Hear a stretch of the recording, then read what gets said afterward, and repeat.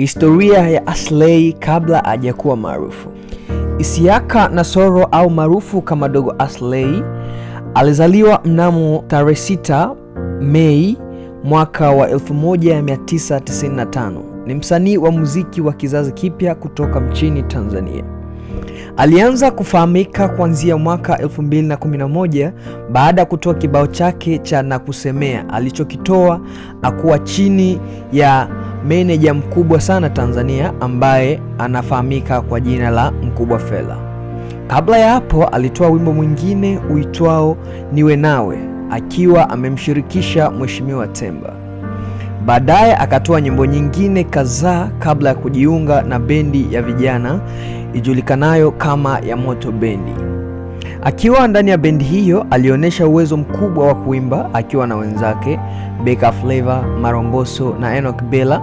Nyimbo alizoshiriki kutunga na kuimba akiwa ndani ya bendi hiyo ijulikanayo kwa jina la Yamoto Bendi ni pamoja na Yamoto, ambayo wimbo huo pia unajulikana kwa jina la Nitajuta. Baada ya hapo akatoa nyimbo nyingine inayoitwa Cheza kwa Maidoido, Mama, Nisambazie Ra na nyingine nyingi ambazo ziliwahi kuhiti si tu Tanzania pekee bali Afrika nzima na Afrika Mashariki pia. Yamoto Bendi haikudumu sana, ambapo ilianza mwaka 2013 mpaka mwaka 2017 ilipovunjika kwa sababu mbalimbali na wasanii waliokuwa kwenye kundi hilo kuanza kufanya kazi zao kwa kujitegemea. Kuanzia mwaka 2017 Aslay akuwa msanii wa kujitegemea chini ya meneja wake wa zamani Chambuso. Alianza upya kung'ara.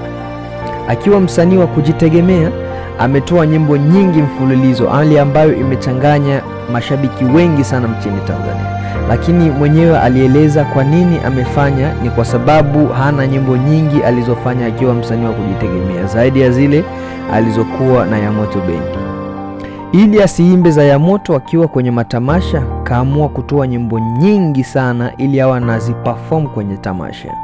Nyimbo hizo ni pamoja na Angekuona, Usiitie Doa akiwa na Dija Kopa, Mudumu, Baby, Likizo, Pusha na Tamba na Huna pamoja na Kwatu na nyimbo nyingine nyingi ambazo mpaka sasa zinaendelea kuiti.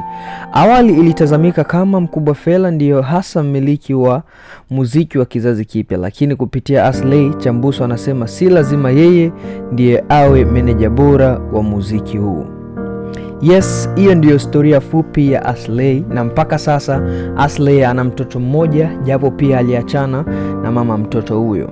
Mama mtoto huyo anaishi na mtoto huyo, lakini wana mahusiano tu mazuri ya kama baba na mama wanaolea mtoto wao. Yes, hiyo ndio historia fupi ya Aslay ambaye ni msanii mkubwa kwa sasa Tanzania.